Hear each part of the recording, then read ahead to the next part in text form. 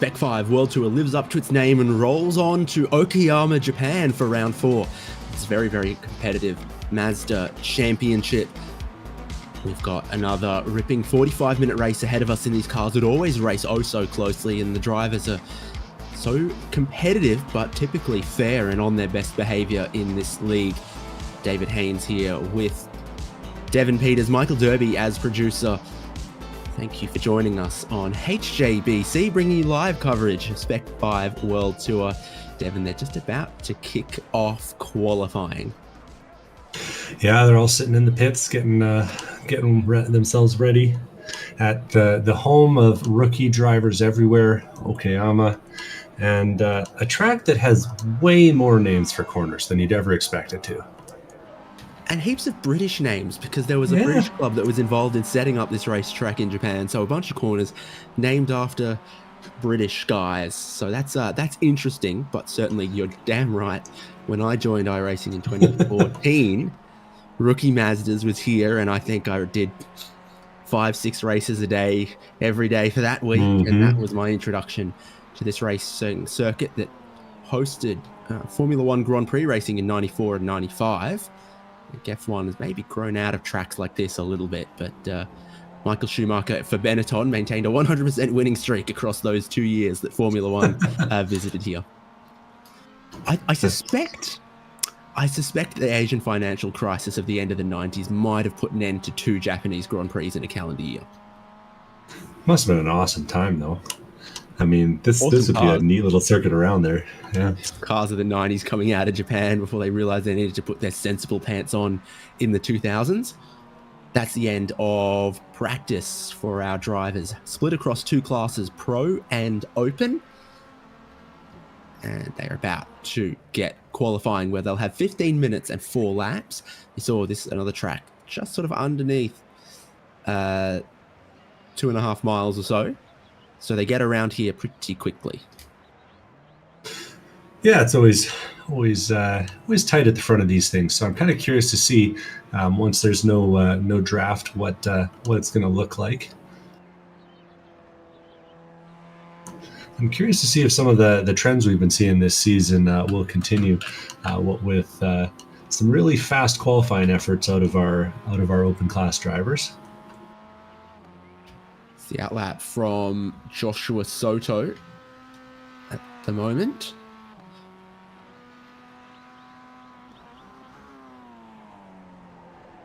And it's this corner here, sort of slightly off camber. The hill elevation in the middle of the corner does weird things to your balance as you're trying to get on the throttle early as possible, carry as much speed as possible onto the longest straight of the racetrack.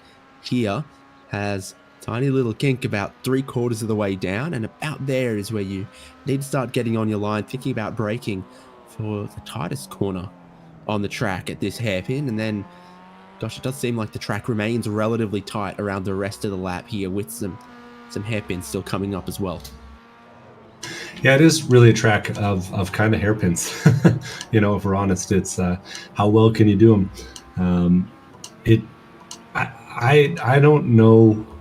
I've probably put 15,000 laps around this track at this point, and I still don't know if I know the right way out of that corner. At Wood Curve, they'd call it. I might call it turn 5, but it's it's a really tricky one, and they're kind of all like that. Watching who's this coming down the front straight? It's Josh Soto coming down the front straight, or coming out of the last turn down the front straight. And we'll see what kind of lap he's able to put in.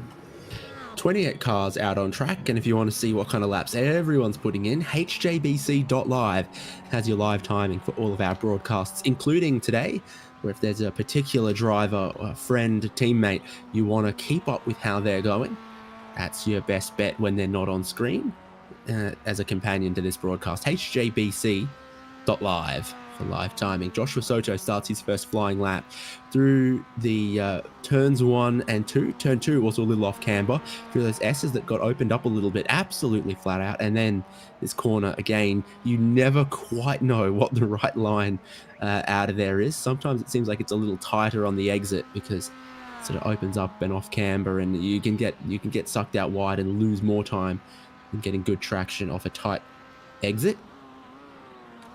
And it's all looking good for Soto at the moment. Other drivers are out at the moment, and he still has the purple sectors to this point, tracking faster than anyone else for the moment. Yeah, Camden Hibbett's just gone and stolen the first sector from him, but we'll see if that continues on throughout the lap. Yeah, correct.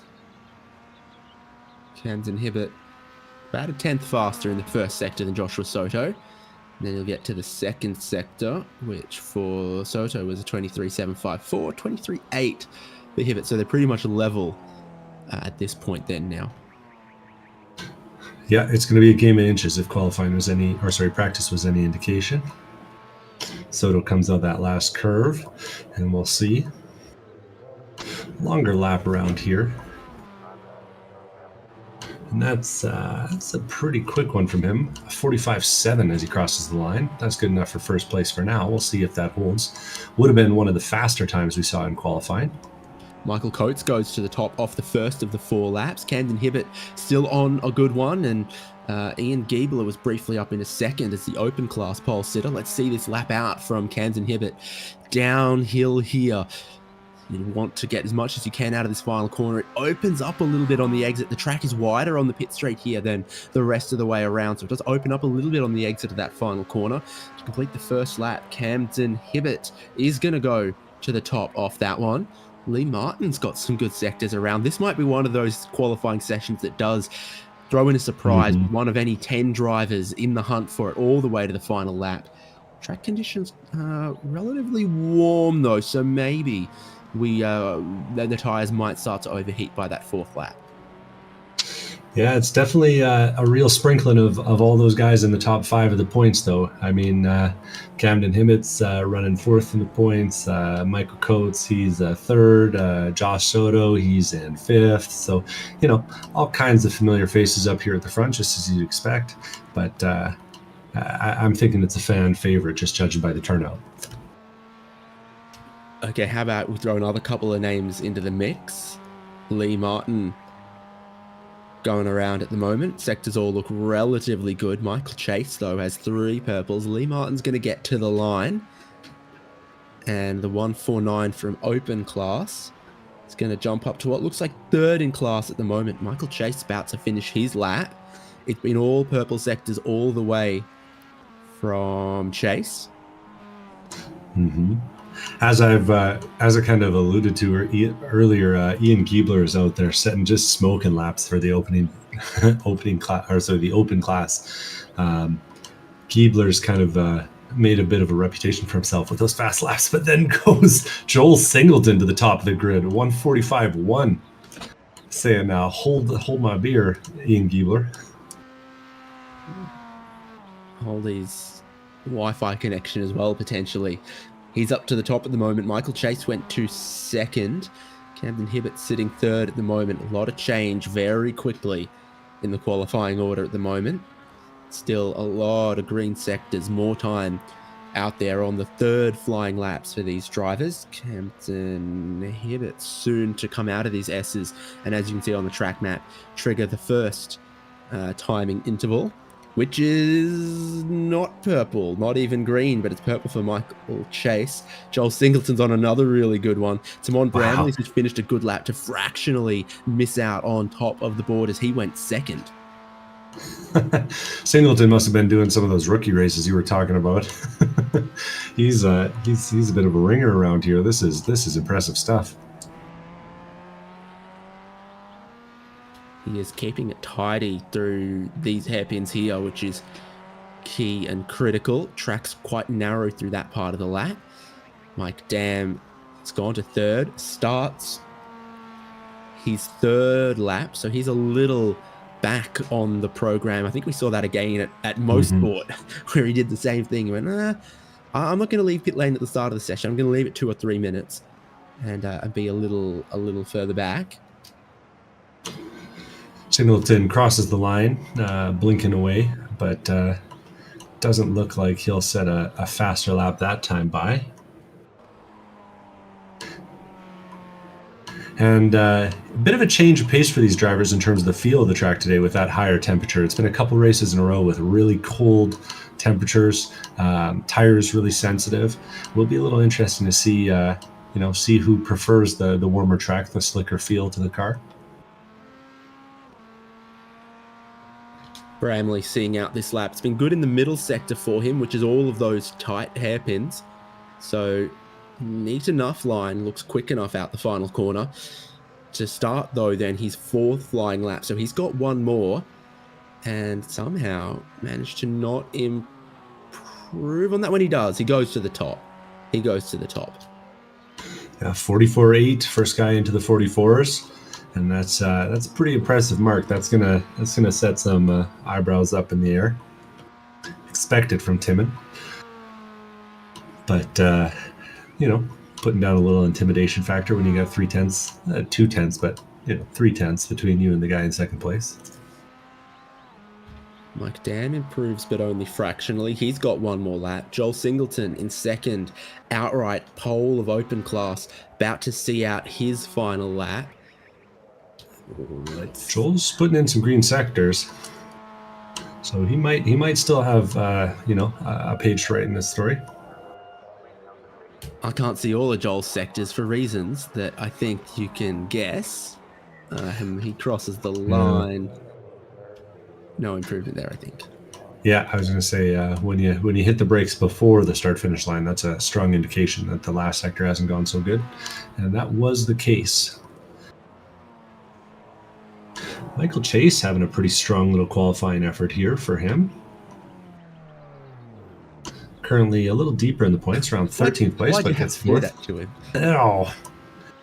You should say, how about Camden Hibbert, who's about to cross the line and jump from 5th to 2nd.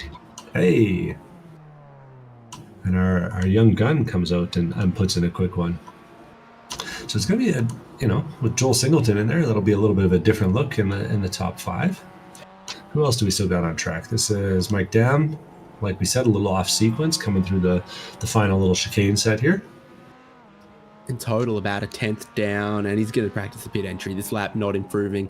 It is a weird little pit entry here, actually, as you pull off the track 2 corners before the start-finish line and have to take a narrow line down the inside of the final 2 corners downhill.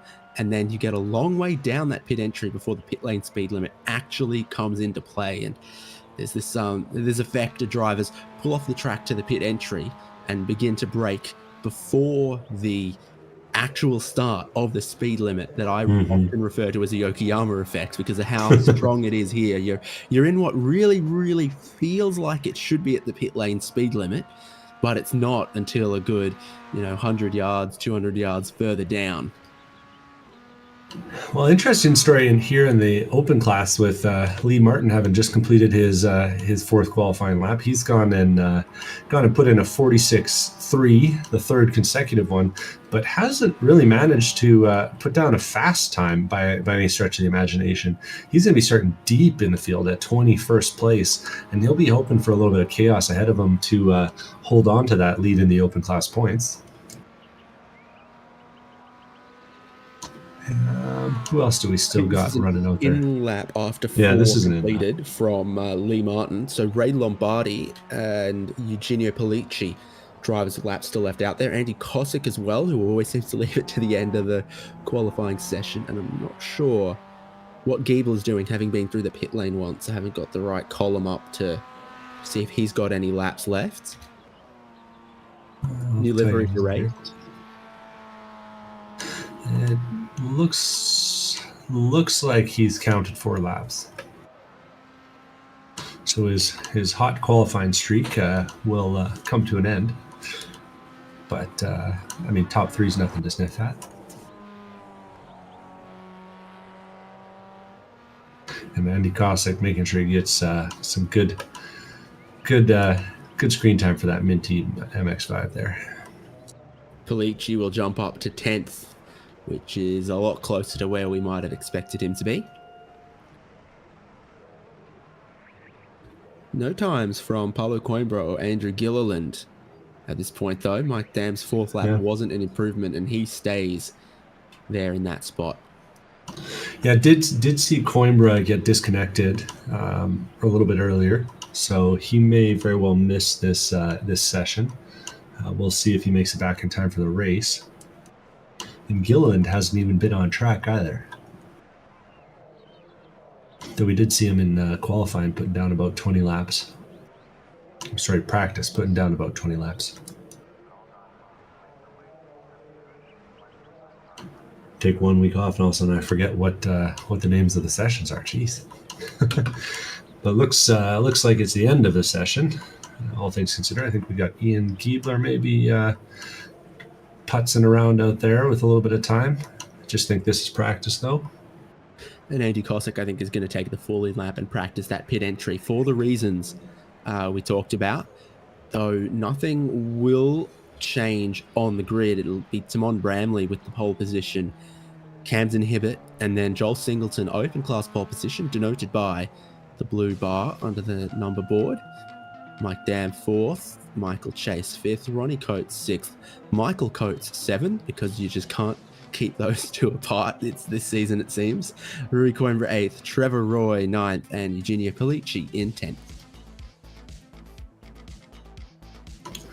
Yeah, and a tight qualifying session. Timon manages to separate himself a little bit at the top, but other than that, it's 5/10 separating, first through 12th place. So the draft should do plenty to keep the field together, as long as the field's willing to cooperate with that. 11th is Josh Soto, 12th Mitchell Peak, 13th Ray Lombardi, 14th Jose Gonzalez, rocking that beautiful gold donor number. Ian Giebler, 15th. Tom Sanders with a slightly less elegant bronze donor number. 17th, Greg Mack. 18th, Jordy Fike. 19th, Brian Shabelsky. And 20th, Gareth Brocklesby. A few more lap times set outside the top 20. 21st is Tom Athon. 22nd, Lee Martin. 23rd, Zeus Dalston. 24th, Odyssey Adams. 25th, Andy Cossack. 26th, Orlando Herald. And then we got Paulo Coimbra and Andrew Gilliland on the back of the grid. Like we said, we'll see if they take the flag.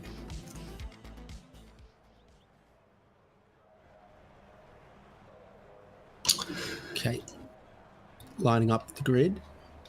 Slightly shorter formation lap than I guess we're used to seeing out of these guys, but this might be your only option here at Okayama on the backside of the paddock there. Real wise Ryan Hunter Ray at Nashville pulled up in the red flag underneath the shade or something. That's what the pace car driver's doing. Yeah, I think the pace car driver has been very strategic about where the grid is set for today.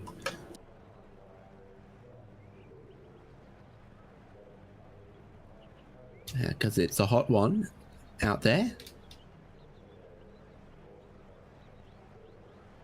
Yeah, 103 freedom units on the track surface, 89 in the air, and 11 miles an hour wind, so shouldn't be too big of a factor for these folks out here. Humid day too, jungle-like, I'd say, 81%. Wind from the northwest, so I think that's... No, I have no idea which way north is here. Yeah. I was just about to ask you. I think that makes it a tailwind on the back straight, headwind on the front straight, but I'm not completely sure. So if we recap the open class, Singleton fastest with Gonzalez second and Giebler third, but Singleton starts third on the grid, and Gonzalez and Giebler are 14th and 15th. So a lot of cars at the moment between Singleton at the head of open class and then second and third in that class. Yeah, the trick with being that far up the field in open is that you've got to, hang with the big boys, and those pro class drivers don't always have time for you, while they are racing pretty hard. So we'll see if he's able to fit in up there and do a little bit better than how the last one went. I think he's only got one other finish so far this season with a relatively modest 44 points to his name. So I'd say it wasn't that the best finish in the world for him, given the pace he's showing today. But maybe he can change that up. 44 points, I think that'd be equivalent to, how about 44? That's right around 21st place. So like Mid-Ohio, we're getting the extra formation lap here at Okayama, and you saw that the tail of the field was going to be a little disadvantaged by how quick the pace car pulls off, and then the concertina effect all the way back through the field before they get rolling. Yep, safety first. Don't want to have any unexpected deaths on the first lap. Want to make sure they're all planned out. As I alluded to, the wonderful supporters that make this broadcast possible, make this series possible, can be awarded not only gold, silver, and bronze nameplates, but also additional input into the direction of the series, track selections, that sort of thing. And they're recognized there. And then, of course, we got the red and the blue colors. Red for the pro class, blue for the open class. And the ones with the red numbers and blue numbers, those are your leaders in the points.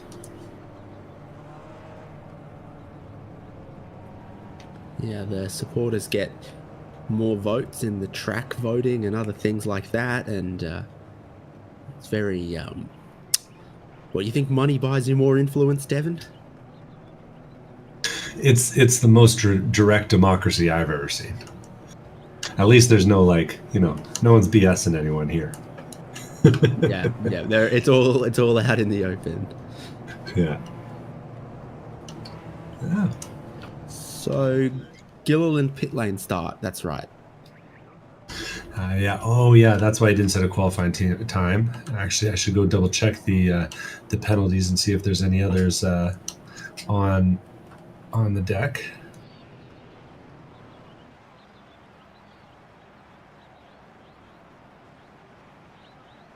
And it looks like penalties. We've got Andrew Gilliland and Tim Wire who have earned a penalty, but only Andrew's here to serve it today.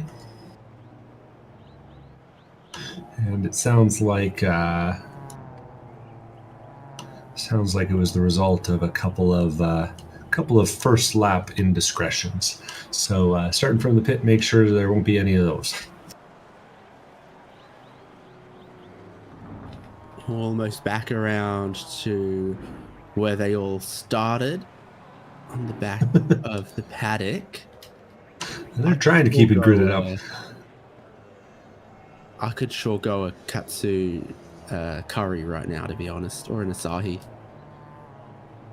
I'm too far away from the water to know what those things mean. Okay. You know what sushi is, I'm sure. Yeah, I heard of that. It comes in little plastic tins in the grocery store, right? It's all steak and potatoes for Devon. Oh yeah, give me some of that ground beef. Got a couple Canadians on the grid, but they're being led to the green by a New Zealander, an Aussie. They sure are. Timon Bramley on the pole position, which is the inside of the front row, waiting on the green flag.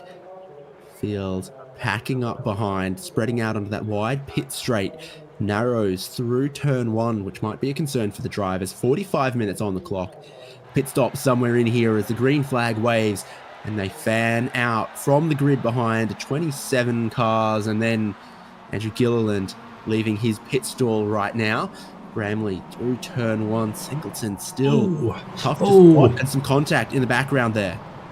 Yeah, that looks like a couple cars going the wrong way. We've got Mitchell Peak in the dirt. We got Trevor Roy and what might even be a team car. We got Tom Sanders and Ian Giebler literally inside of each other, which is no small irony given Tom Sanders running the Cookie Monster car. He gobbled someone up there, or was gobbled. Mazdas are sometimes food, but Bramley leads them up the hill onto the back straight. This is where the slipstream of these cars becomes oh so powerful, and Camden Hibbett, Mike Dan are trying to follow along. Singleton's gone back to fourth place there with Ronnie Coates hot on his heels. No need or intent to defend this time around from the leader, Bramley. Just checking back in on that incident. That's a real disappointment for Giebler. He's struggled a little bit to stay out of the first lap melee, but they were 5 wide. It's kind of hard to do. Meanwhile, though, things are settling down through the field. We're pretty much one by one, all the way back to what I might call Zeus Dalston. He's running in about 21st, 22nd place. So one by one, all the way back, and we're underway. Sure are. The field's a big snake, especially through the mid-pack at the moment. From Michael Chase back at Rui Coimbra, Michael Coates, Virginio Polici next car in. Joshua Soto looking like he had grip to spare out the final corner. He might be trying to line up Polici here somewhere on this lap. It won't be turn 1, but definitely looking a little racy there. Won't be turn 2 either, but he's now right to the bumper. Really kind of a finessey track, this one. You got to maintain the momentum, as always in these Mazdas, but it's particularly apparent here. Tom Athon making a move for 18th place deep in the field, overtaking Odyssey Adams actually for 17th place. Clean move, and all of that momentum coming out of turn number 2 gets them the move before they go into the tricky hairpin of turn number 5 there. Up the hill, Michael Chase drops back into line. It's kind of a tricky hairpin corner here where, I'd say the fastest line is to really do the late turn in. But as soon as you do that in these things, you leave the door so wide open, you're just kind of inviting trouble. Yeah, there's a bit of camber in it, and you've got to be tight on the exit to get the right line into the next corner as well. So it does get a little tricky through there. Hairpins here that occasionally you get tempted to throw a lunge, but you can see being covered off at the moment by Michael Chase with Coates behind. Must be said that Joel Singleton's kind of still suffering from that internet connection, that Wi-Fi connection, whatever it must be, because that thing is blinking all over the place. He's really going to be hard to race against if that keeps up for the whole race. That's right. Here says he's got a worse ping than Timon Bramley, and losing legit, and losing somewhere around 10% of the packets or something. But they seem to be in bursts, which is probably making it difficult. Michael Chase has had a little bit of a problem, and you can see Coates has gotten past him. Polici's gotten through, and so's Joshua Soto. So maybe you're going to see him tag some grass here, a lot of it. Big trip through the gravel on the exit of turn 2. Yeah, easy to do. You get back in the throttle a little too early, get the corner a little bit wrong, and all of a sudden you put 2 tires off, it's going to be 4. It just sucks you all the way off. So there's Polici still with Soto behind. Yeah, I almost want to call it a breakaway for the top 5. Ray Lombardi just did some drift in there through the hairpin corner. But I want to call it a breakaway for the top 5, but it's really just, I think, Ronnie Coates giving some room to Joel Singleton's blinking car as he follows behind. Zabelski, Fike, Gareth Brocklesby are the cars side by side here. Brocklesby is moving about a little bit as Zabelski gets ahead of Fike. Fike is second in the group here in red and white, not to be confused with the car behind, which is red and white, and the car behind that, which is red and white. Yeah, Jordy Fike racing hard here. Green rims for Brocklesby, I think. Yeah, he stands out.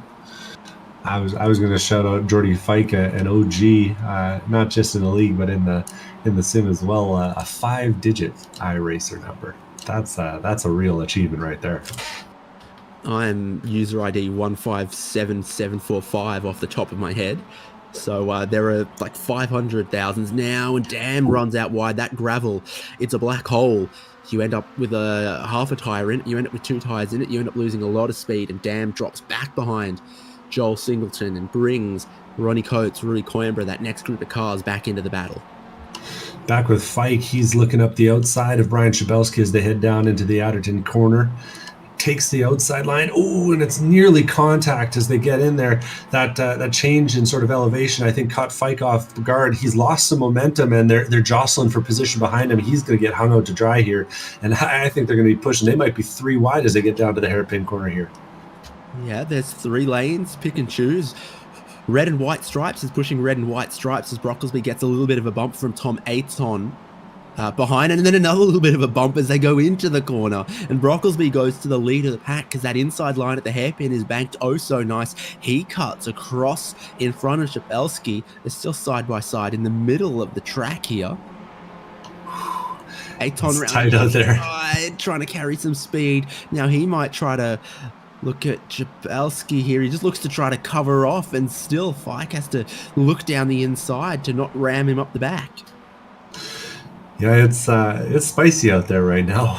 Oh, and Fike gets a little bit wrong, loses the rear end. Easy to get it up on the nose, especially when the track temp suddenly drops by 5 degrees as that cloud goes overhead. Feather of the brake pedal, and he might lose another spot here. Trevor Roy goes round the outside. Same livery as his teammate Joel Singleton up in 3rd. Yeah, Orlando Harrell comes by as well in the purple car there. It's looks like Fike's rear tires are suffering a little bit. Doesn't stop him from putting it down deep into the first turn though. Goodness me, I think he's gone from sort of 15 leader of that pack down to about 23rd at the moment. So doesn't seem to be much of a tail of the field because Giebler and Gilliland are 2 pretty quick drivers, and then the next car's behind as well. So I think about 10th to the 26th. They're all very similar to each other in pace at the moment. Mm-hmm. There's Giebler and Gilliland just a little further back behind off the pit lane start. Obvious and clear damage to the nose of Giebler's car.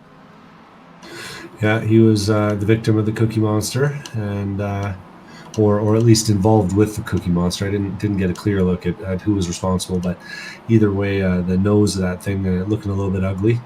Really doing a good job of pivoting it around that hairpin, though. It's kind of neat to see the basically the drift that's happening in the rear end as they get that thing around there real quick.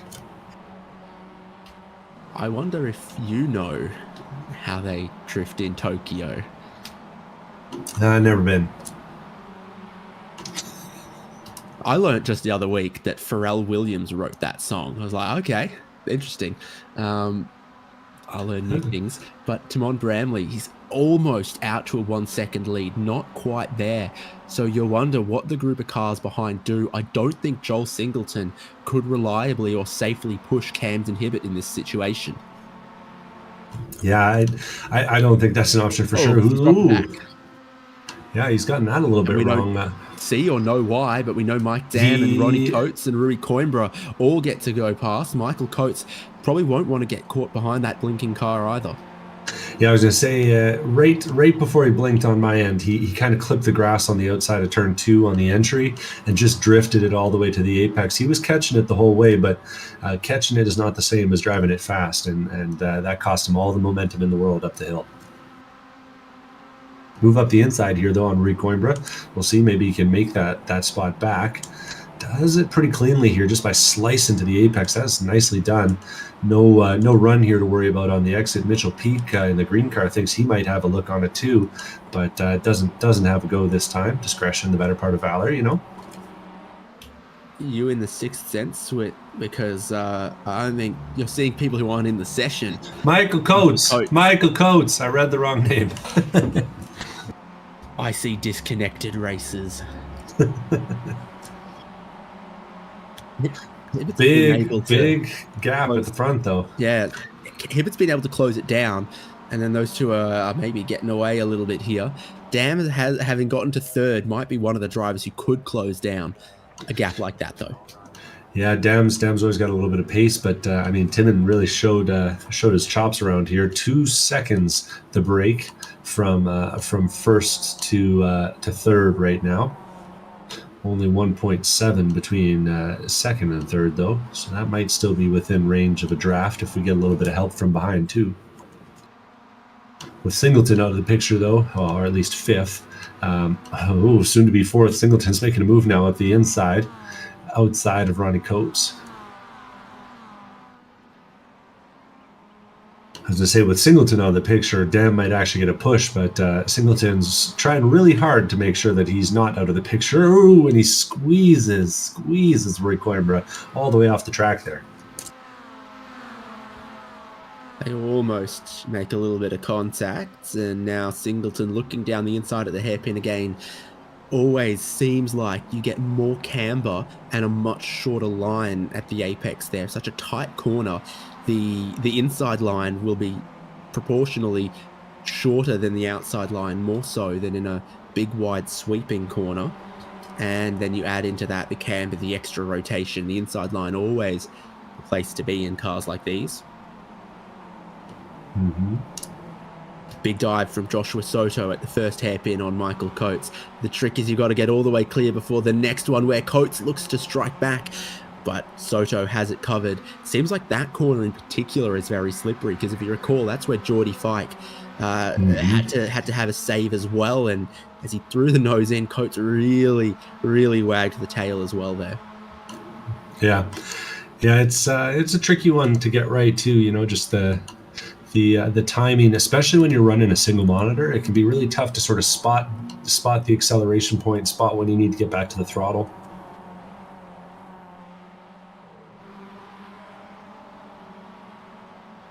Deep in the pack, Odyssey Adams for 17th place is having a look on Tom Aiton, and just as I say it, Odyssey decides to have a big lift into turn number one. I thought we were going to get a real nice move there. He had a good little bit of momentum, but it's not just the top 10 they're fighting for their lives. It's all the way up and down the field here at Spec-5, and this is pro class drivers, but they're actually running behind a few of our open class field.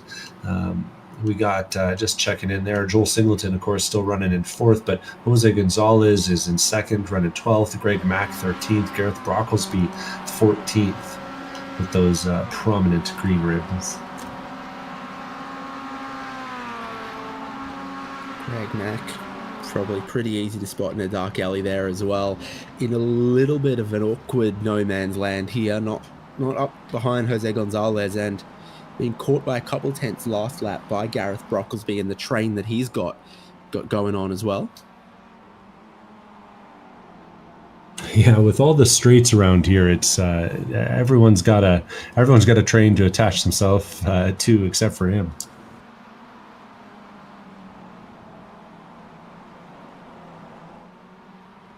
So you kind of got your lead group of the top 10 bordering on inseparable. You got the group behind Gareth Brocklesby almost inseparable, and then just a couple of other sections of cars ahead. Oh, that's interesting from Greg Mack, as he's going to be one of the first driver to take the pit entry here. Has he got the Okayama effect a little bit? Yeah, he's made sure not to speed, and that may cost him a little bit. It's I was going to say, though, I mean, it might be a top 2 and then a top 10.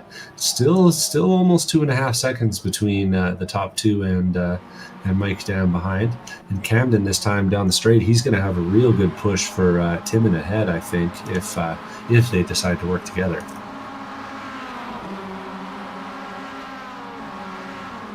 Well, ooh, right on cue. Big look. Big dive, Cam's inhibit, gets it to that low line in the hairpin, takes the race lead away from Timon Bramley. No patience there. I was going to say, if I'm in Camden's shoes, I actually think I'd prefer to be ahead, because Timon has so much pace. I almost wouldn't want to isolate him. I like my odds better when I'm in a pack of 5 with him. But I'm probably not quite the driver either. These two guys are, so we'll see how Camden decides to play it. Of course, Camden, a young driver, is he 15 now? And he's he's got more wheel-to-wheel experience than probably most of the field, or a good chunk of the field out here anyways, with his Spec-5 exploits, his MX-5 Cup exploits, that is. I've heard those who can do, and those who can't teach. I mean, commentate. Ah, yes, yes. You're guilty on both counts, mate. Whew. As I can. Well, we're technically professionals. I'm professionals in both fields, so you can't, you know. Anyways, Singleton has managed to find his way around Ronnie Coates, but things are still pretty spicy with that group. I'm not sure that Coates is ready to give it up just yet. And Coates takes that inside line, and if you get this right, the guy that takes the wider line can be in a bit of trouble. And I think Coates is going to have a heck of a run, provided Joel Singleton's car continues to exist down this front or this back straight. So far, so good. Defensive line here from Singleton. This is brave stuff from Coates. Oh, and they really check up behind him too. That's a good move up the inside from Josh Soto too. Takes the spot away from Rui Coimbra behind. A little bit of an opportunity there. Move of opportunity. Yep, Soto goes to 5th as he was watching what's happening in front. He needs to break in deep to get past Rui Coimbra, but not so deep that he skittles straight into those other drivers in front. So you got to judge that one so carefully, and he's moved to that 5th place this time.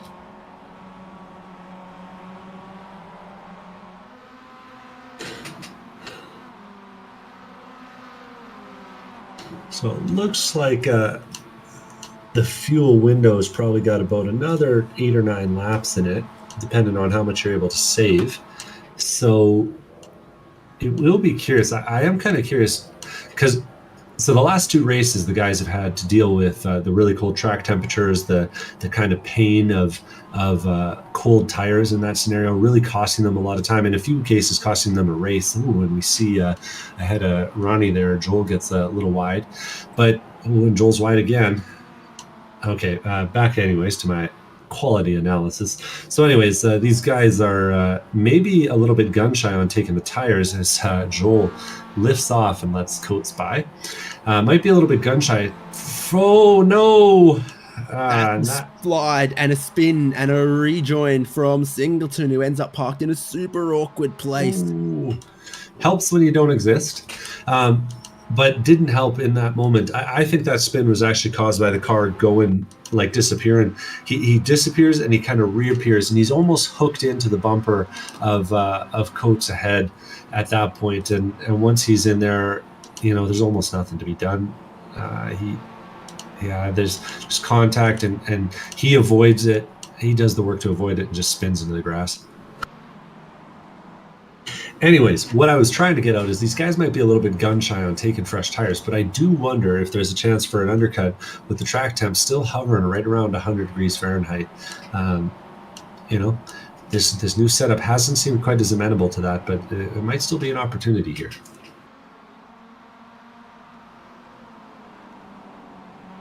No early stops from the leaders. Camden Hibbert still out front from Bramley. Dam caught them last lap. Might look like he catches them again this lap.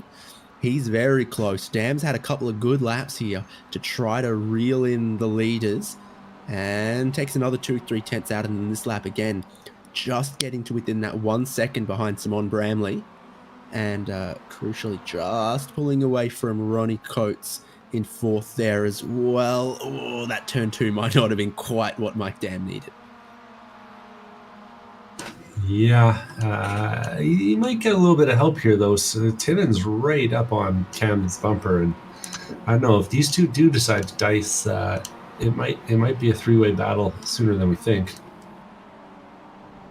That gap's down to a second. It was north of a second before. Oh, too wide. Bramley's looking back to the inside, and Hibbert drops back in a second. Mike Dam catches the both of them by a good couple of tenths with that maneuver as well. Top 3 closing in, yet to get to our pit stop phase for the leaders, but it's not all too far away at the moment. Seen a couple of drivers deeper in the field pit strategically, like Trevor Roy, Geordie Fike, Tom Athon, who had a bit of damage, Greg Mack, who maybe felt a train breathing down his neck a little bit. So you've got a top 3 forming here. And can they be quicker than Ronnie Coates in 4th?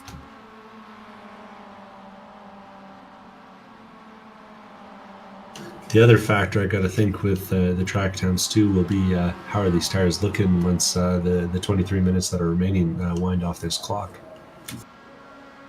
Because I could definitely imagine a world where these things all of a sudden start to get a big push on.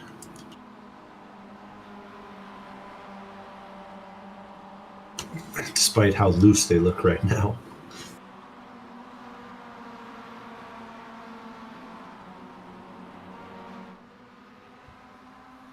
So Dam again has well and truly got into this fight with the leaders, not letting Bramley and Hibbett get away. And the leader faster than Ronnie Coates last lap as well. This is Dam's perspective. I was about to say he's not really in second gear, is he? But then I remember the new gearbox that these cars have got, and they need it's got Daytona ratios, doesn't it? Mm-hmm. Yeah, it really does. It's a race car. Lets you use that first gear. Things checking up a little bit between the Coates, Soto, Coimbra kind of group here. It's I mean, if someone doesn't start pulling this train along, it's going to get feisty here in a minute. With the pit stop coming up, I think these guys might start thinking a little bit less about the fuel save and a little bit more about who gets to the box first.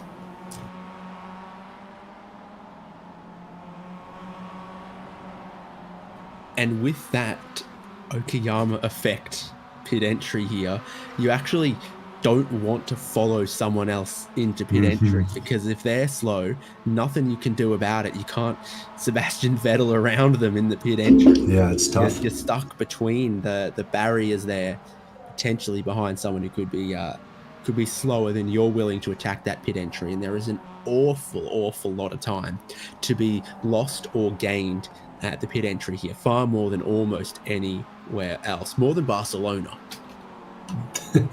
Yeah, truthfully. While you're watching that battle, I'm watching one of these other quality battles deep in the field. I got Andy Kosick in 18th with Tom Sanders in 19th.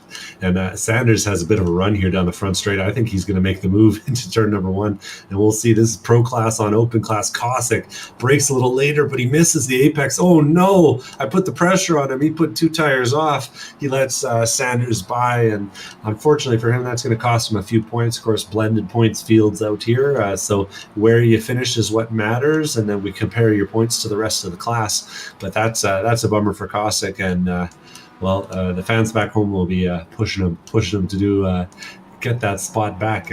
Does get a good entry there into the hairpin, the Atwood curve as it's called on the map, but I think he'll need a little bit more than a good entry to make that work. Up ahead, Lee Martin, Zeus Dalston, and Brian Schabelsky are having a bit of a spicy fight into the hairpin. Schabelsky round the outside. Zeus Dalston's got the inside, becomes the outside at the next corner again. Lee Martin watching what happens here, but not the quickest way through the middle part of the lap like that. Schabelsky holds on to his spot. Dalston probably deserves a shout out for the beautiful Kimchi power car, which suits pit taker. Camden Hibbett from the front, the pack decides not to go with anyone else in the pit lane, and he's in and was very aggressive on that pit entry. He's practiced it once or twice as well, so that could be key, like what we talked about before. Yeah, it's it's kind of one of those ones where you can, you wouldn't maybe enter it quite like that in the real world, but you can really get a lot out of it if you do it right. And he went left side tires, which is interesting, I suppose. It's been a disaster for the last couple of races. We'll see. Comes out behind Andy Kosick. So there's a few concerns with this strategy. Potentially the cold tires, potentially a little bit of traffic. Be hoping for all these cars in front of him at the moment to need to pit pronto. Brian Schabelsky, Zeus Dalston, Lee Martin, that group, they're all in together now as well. So there are a few more drivers pitting. Could open up the road a little bit for Camden Hibbett. Yeah, they'll rejoin just ahead and with Jordy Fike and Tom Athon, who, of course, pitted a little bit earlier, like we said, for some damage and perhaps for some clean air, I think, for Fike.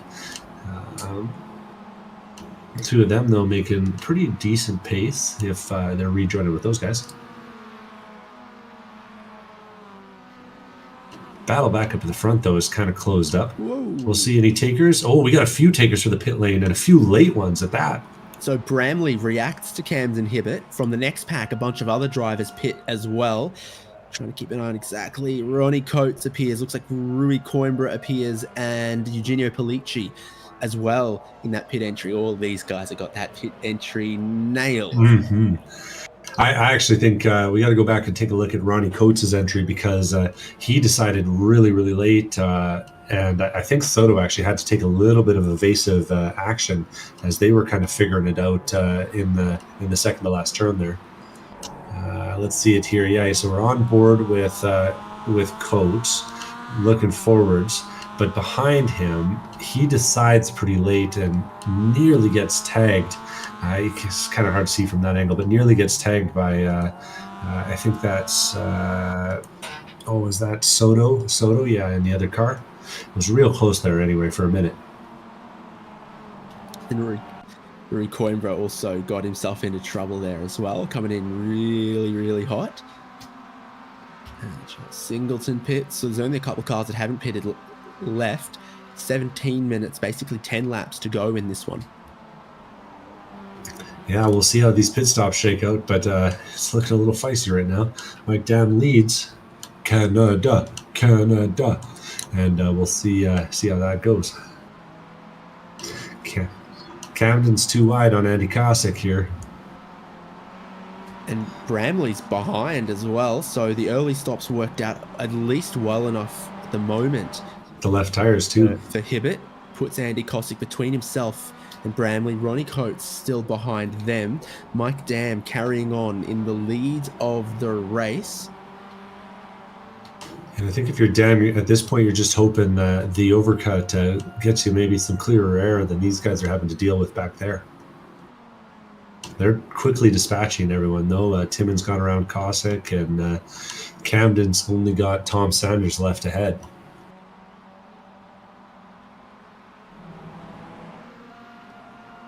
Couldn't spot if there's any tyres going on or not there for Soto. Odyssey Adams Jr. also pits, leaving with just Mike Dam, Michael Coates, Michael Chase, Ray Lombardi, and Tom Sanders yet to pit up front. Confirmed no tires for Dam. Soto. Sorry, for Soto. Where's he relative to those? He's fighting even behind Polici. So the undercut's looking pretty mighty here because it looks good for Camden Hibbett. It's looking good for Polici, and staying out late maybe it hurts Soto a tiny bit. Yeah, that hasn't gone yet.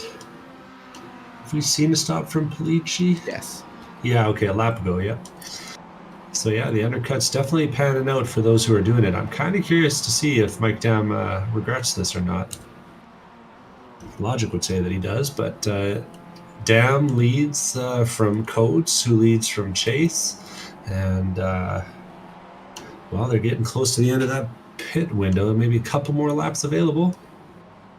Fourth place, Ray Lombardi turning in. Running a gold livery. Beautiful. No stop yet for Dam. Here's Michael Chase in. Yeah, maybe getting word that the undercut's working pretty well. And we'll see Chase is only halfway down the pit lane right now as we watch Camden Hibbett and Tim Bramley coming around the final turn. Chase still hasn't come to a stop yet, so those two will be going into the final turn while Chase gets stopped. And he still has to take fuel, and, well, it looks like left side tires is the ticket. Gotta have something. Drops off the jacks. Fuel's still going in, though, for Chase. Oh, and this has definitely cost him a few seconds. I'd say maybe 5 seconds on that. Sanders stuck in the middle. Yeah, Camden Hibbett got past him on Bramley, not able to. Cost them a little bit of time, and The comparison is Mike Dam, his last lap, a 145.5, 145.2, even with getting around Tom Sanders for Camden Hibbett. So looking good. Big dive, big slide from Timon Bramley, but he knew he needed to get it done. He's not racing Tom Sanders for position, and he didn't want to let Camden Hibbett get away. Yeah, sticking with him. Tom Sanders seems to be sticking with him too, though. Enjoying the draft and deciding to maybe try and get the spot back. He lifts out of it. I was thinking this is going to get a little spicy if the drivers who haven't pit yet decide to race this hard with the leads. Here comes Mike Dam. How's his pit entry look? It's tight. It's quick. Yeah, a little conservative. I'd say some of the other guys running a little ragged over the grass might have been a little bit quicker than that. Michael Coates comes in behind him as well. We're expecting to see probably almost everyone at this phase, but apparently not Ray Lombardi. Saw that gold flash go past, and he'll lead a lap. Hey, there's points for leading laps, so if you can hang it out there a little bit. I mean, Mike Dam's accumulated a few. That might have been worth his while. Accumulated one, rather. 2 on the track map is Camden Hibbett.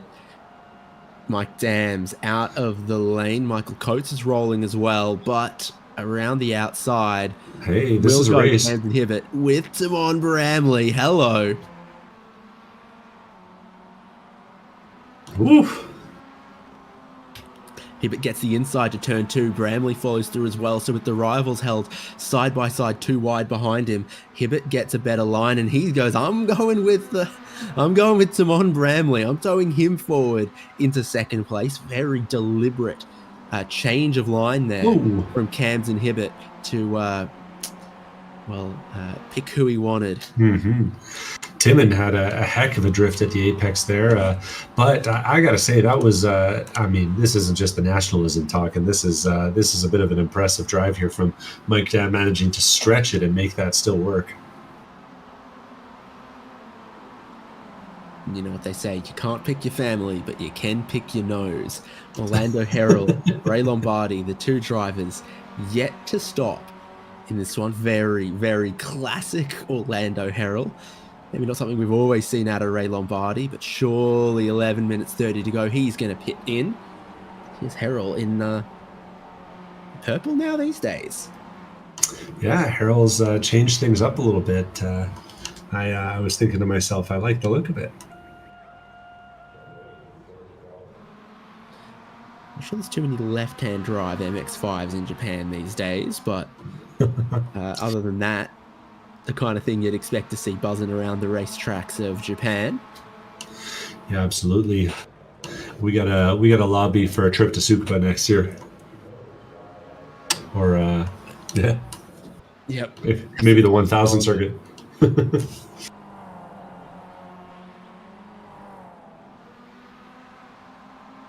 Ray's coming up back on the track now. Yep, so that's everyone having pitted. 10th for Ray.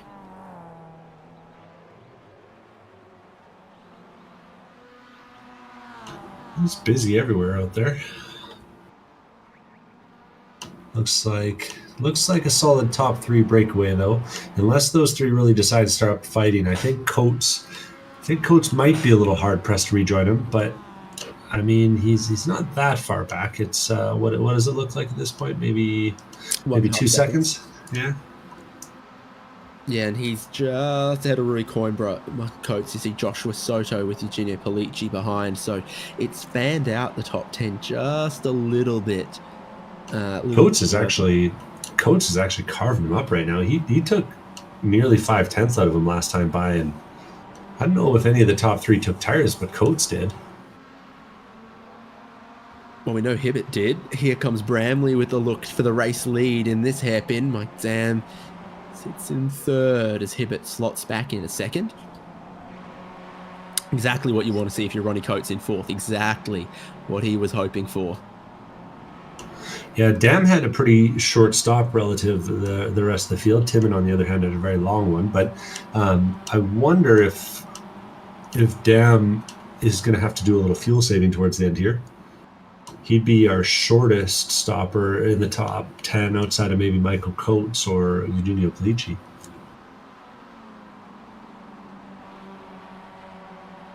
A little separation, though, between first and second and third now. Quickest on that lap of this group still was Ronnie Coates. In fourth, Mike Dam runs out a little bit wide.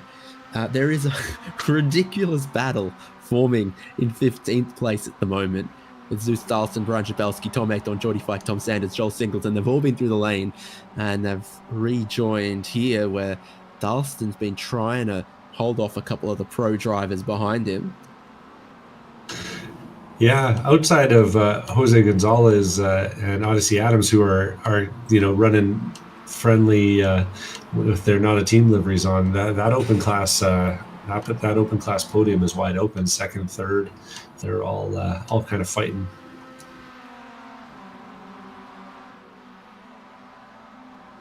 Yeah, Gonzalez, Brocklesby, Darlston, the top three for open at the moment. Ronnie Coates has caught the leaders, so all the packs begin to form back up for this run to the end here. Yeah, 8 minutes to go. It's been action all the way through. I blinked and I missed the last 20 minutes with the way it's been going.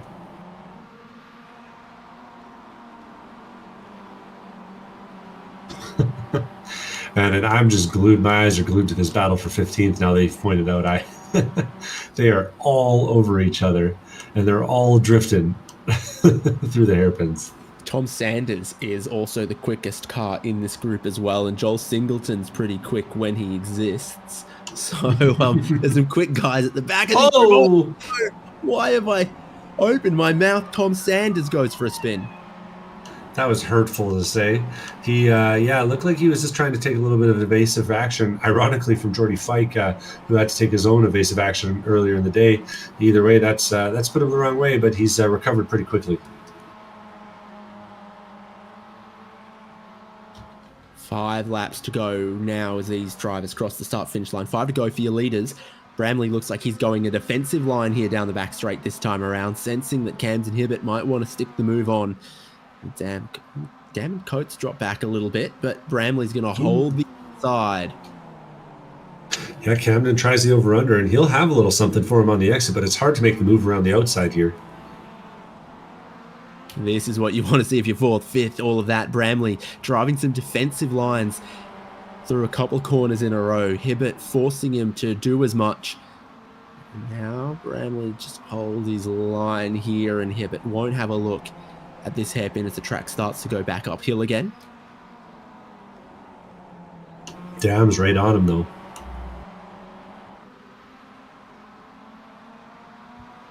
Yep, sure is. Ronnie Coates just back there as well. So a little bit more late race pressure starting to come on the leaders, where Bramley really got the elbows out defensively halfway around the lap that they just completed. Now we'll have to see. Oh, okay. Yeah, just a little feigned pressure there. Thought we were going to see a late dive. Guess that was the point.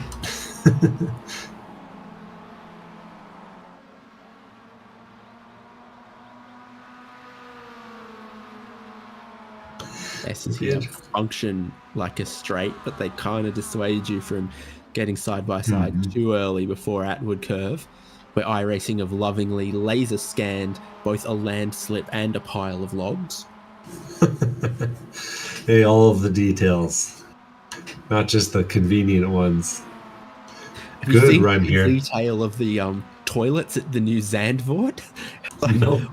Someone's spent weeks getting the perfect details for that. And Bramley, the inside here, only looks like he won't quite be able to close off Camden Hibbert, who's the inside for the left-hander, side by side as the track drops downhill for the race lead. Mike Dam and Ronnie Coates watch on around the outside. Bramley trying to hold the lead, but I think Hibbert's got it here. Does he get a bump from Mike Dam? He does. Dam's going to try to push him to the race lead. Keep the leaders side by side. Now it's almost too wide in the group behind. Cams and Hibbert leads. Little touch as I went through the hairpin that time. Rear bumper to left side door, and Camden holds it. Well raced, but yeah, you're right. This is solidly a top 4. Rui Coimbra starting to get into the picture too. Dam gave him some help to get Camden Hibbert out in front. There's Joshua Soto, Michael Coates, Eugenio Polici just in the back a shot as well with Michael Chase. And Hibbert, one car width of defense to the inside of turn 1. The corner that really opens up. Bramley's got a run and the nose gets chopped off of him towards 2, where it's off camber right in the middle.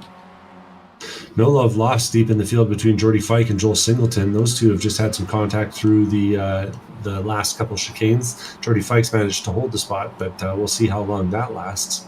Anyways, back to the front.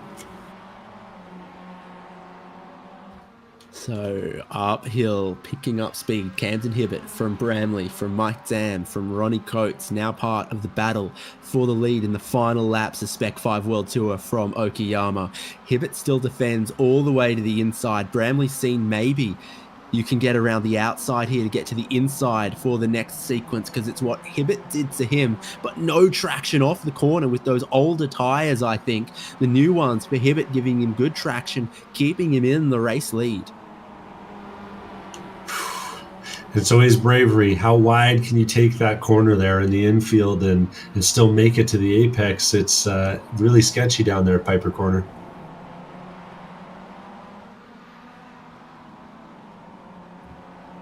So still Hibbert from Bramley and Dam and Coates. Coimbra, he's just a couple tenths away from being part of it. 2 laps to go at the end of this lap. Joshua Soto, Michael Coates, Eugenio Polici, maybe a little too far away, but it could be 5 cars oh so easily, as Hibbert will lead another lap here. They're battling hard in that pack, though. Josh Soto got a little wrong on the way into Redman Corner. That's the first of the 2 hairpins at the back of the track there, and nearly lost the spot to Michael Coates.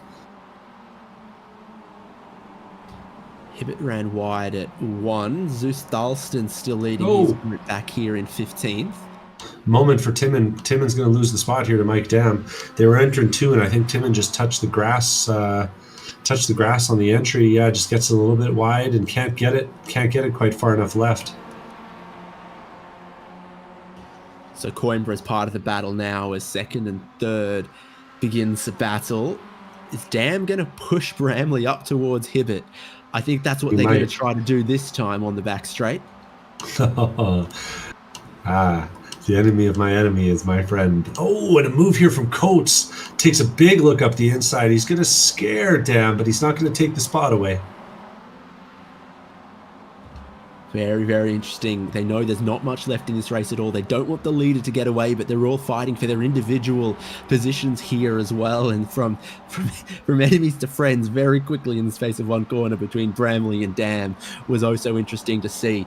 Bramley's gotten right up to Hibbert, putting some pressure on him through the braking zone here. No dive to the inside for the right-handed hairpin either. Gets a very neat exit, massive slide from the leader, Hibbert. No traction off that corner, just holds on to the lead, but it'll close in the rest of them as the white flag's about to wave. Oh no, and we're seeing in the second group, Michael Coates having to take a pit stop, a splash and go for him, taking him out of contention for that back half of the top 10.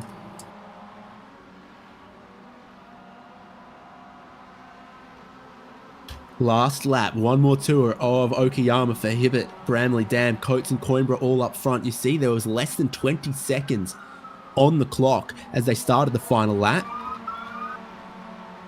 And that's not the police on track. That's the police in Australia coming for Tim Bramley, who's pushing really hard here on the way into Atwood Curve, making a move around the outside of Camden Hibbert. Oh, and it's razor thin between the 2 of them. We'll see who gets the run. Looks like Camden's got it, but there's going to be the draft to contend with here on the second half of the straightaway. Last time down the back straight here. Hibbett leads them one way, leads them the other. Someone's going to be so brave on the brakes. Hibbett's weaving like a madman. It is the last lap, and he's going to force Bramley to look around the outside, who brakes so deep, tries to squeeze him down to the apex. Has a slide, though. Hibbett comes up, takes the line. Mike Dam now around the outside of Timon Bramley, and he ends up all the way out in the grass. 5 MX5s in 5 car lengths on the final lap, but they're running out of good places to pass. Hibbett can try to block it every single corner of the way around, and Bramley will struggle to do anything about it. He'll get him side by side in the switchback hairpins here, but Hibbett will just keep it parked up against the apex. Still has a poor run off that hairpin. Bramley will try to demand a car's width to the inside at the penultimate corner. Gets a bad line there, so he can't attack into the final corner. Out of that final corner goes Cams and Hibbett with a run to the line to take the race win as Spec-5 World Tour at Okayama, barely ahead of Timon Bramley, Mike Dam, Ronnie Coates, and Rui Coimbra. Coming behind him, Josh Soto, followed by Eugenio Polici, and that looks like Michael Chase actually got him at the line. I think that was out of fuel for Eugenio Polici. Sure enough, it was. Ray Lombardi will cross in 9th place with Odyssey Adams and Jose Gonzalez behind. Team orders gone at the end of the race as Jose loses the spot but still secures the open class win. Trevor Roy crosses the line with Garrels Brocklesby not far behind. Zeus Dalston making his first appearance on an open class podium. He'll finish 3rd behind Brocklesby as they get to the line here. Tom Athon, Jordy Fike hit the line. Tom Sanders behind. Greg Mack 4th in open. Andy Cossack coming to the line 5th in open. And that rounds out our top 20. We got Joel Singleton after an impressive qualifying performance, a disappointing finish. Orlando Harrell 6th. Andrew Gilliland coming to the line in 7th or 8th. I'm losing track now. And Tom Aton looking like he's fresh out of fuel coming through the final few corners. A 16th place finish for him was on the cards, but well, when you're wiggling it back and forth trying to get fuel in the pickup, it's going to be hard to hold on to it. Rearranging itself a little bit on the final lap there, so I wonder if someone didn't pick up a late incident limit violation or something, but no change up front. Oh, I can tell. You know what? Actually, Tom Athon shortcut the track on his final lap. I think he realized he was out of fuel, and so he ran the club circuit, and is going back to the pits now, or going back to the line, trying to make it there. So I'm not sure. Maybe this puts him ahead of Coates. I'll be curious to see how that pans itself out. Yeah. Anyway, okay. All kinds of excitement on the final lap. I think that's all counted now. This is how it'll continue to display it. No more changes. Camden Hibbett, the winner from Timon Bramley, Mike Dam, Ronnie Coates, and Rui Coimbra. Joshua Soto in 6th ahead of Michael Chase. Eugenio Polici, Ray Lombardi, and Odyssey Adams is the top 10. Jose Gonzalez with an AM class win and I guess a quiet race for him, all things considered there. He's ahead of Trevor Roy, Gareth Brocklesbury, Zeus Dalston, Brian Jabelski, Tom Aton, Jordy Fike, Lee Martin, Tom Sanders, and Greg Mack. He's still giving Tom Aton 16th, huh? And Andy Cossack, Joel Singleton, Ian Giebler, Orlando Harrell, Andrew Gilliland, Michael Goetz, Mitchell Peake, and we actually didn't see Paulo Coimbra. Yeah, didn't make it onto the grid, so it's a shame for him. Lost Mitchell Peake to the gods of internet. Okie dokie. Well, I think I'm off in search of our open class winner. And I'll see if I can get Jose Gonzalez. Congratulations, another open class win. Thank you. So we saw a lot of the lead. We saw a lot of some of the packs racing in the mid pack. How did your race play out? Actually, I thought Joel was going to take them, and he was way quicker. I don't know if he's fun now or what happened, but I was just trying to do my race, try to race clean, not get any incidents, and try to get to the end. There's a lot of competition there tonight. Maybe one of the tracks with a little less slipstreaming than some others. So some more elbows out kind of moves, less fuel saving. Yeah, it was. I was gonna try to get to the end no matter what, you know. I was pushing towards the end because a couple of the guys were getting close to me. So I was pushing a little bit and I made a couple mistakes, but nothing too critical. So it was good. Well, congratulations, round 4. You pick up an open class win, and we'll see you for more great Spec-5 racing later in the season. Yeah, sounds good, man. Thank you. Open class winner Jose Gonzalez, and our pro class winner, who was a nail biter, he's with Devin Peters. Well, Camden, a tough second round for you and then a bounce back at Sebring, and you come here in Okayama and you put the bow on top, get the win.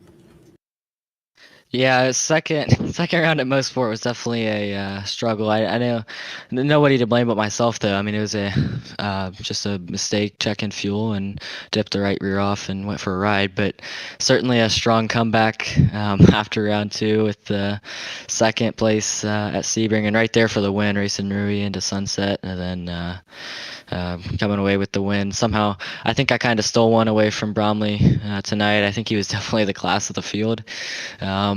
But I feel like this track definitely prioritizes some racecraft and also some luck. So it was certainly some great racing all throughout the night, though, especially in the last 3 laps. Yeah, I got to think you're sweating with the amount of pressure he was putting on you there. Oh, absolutely. It wasn't even just Bromley. It was more, you got to check what Mike Dam's doing, because if Mike Dam makes a move on Bromley, that changes your whole play into the corner. So it's these MX-5s are really chess-like races. You gotta play them smart, and if you don't play them smart, you don't end up in victory lane. And I think it definitely adds some added pressure to the situation, more than just having 4 cars on your bumper. You got to worry about the draft, and yeah, it's definitely a unique experience racing these Mazdas. That was good stuff. Speaking of smarts, it looked like the smart move was taking 2 tires at the pit stop. A bit of a change from the last couple of rounds. Yeah, it was a little bit of a risk I felt like I needed to take to be able to compete with Bromley. I don't know who else took 2 tires, if anybody did, but I felt like the tires were not great for about 4 or 5 corners, and then they would start to equal out, and then they got better. And then seeing what the pace was falling off on that first stint, it was down probably half second, I think, on average. So it's just, I think it was the risk that I needed to take to have a shot at being competitive with Bromley at the end there. Definitely something I don't think I'll do next week. I think part of it was this track surface, and also the heat as well. It was really good track temp tonight, so definitely a risk that we took, but ended up paying off in the end. Well, quality race for you, and a quality finish, and that ought to bump you up a few spots in the points too. Anyone you need to thank for your success tonight? Yeah, my parents, mom, dad, my grandpa, Byers Automotive, Rainier Construction, Aussie Sales, Auto Smarts Radio, and Westerville Automotive, Rainier Construction, Team Spirit Custom Trailers. They've been huge support, not only with some of the sim stuff, but also my real life Spec Miata experience. And it's been a wild last year or so with real life, and starting to take the sim a little bit more seriously, and running some more leagues and stuff like that. But it's been certainly fun last couple months, and couldn't do it without everybody that's helped support me. So thank you to all of you guys. Pleasure to have you up. Thank you, guys. Go our winners from both classes. Round 4 of season 14, a Spec-5 World Tour from Okayama. Next week, my oh my, it's Daytona Road Course. Anytime these cars go there, real or sim, you never know what you're going to see. You never know who might win. It might be the driver who started the last lap in 12th. For all you damn know, that is going to be almost unavoidable, unmissable watching. So join us next week here on HJBC for more Spec-5 World Tour as we head to Daytona Road.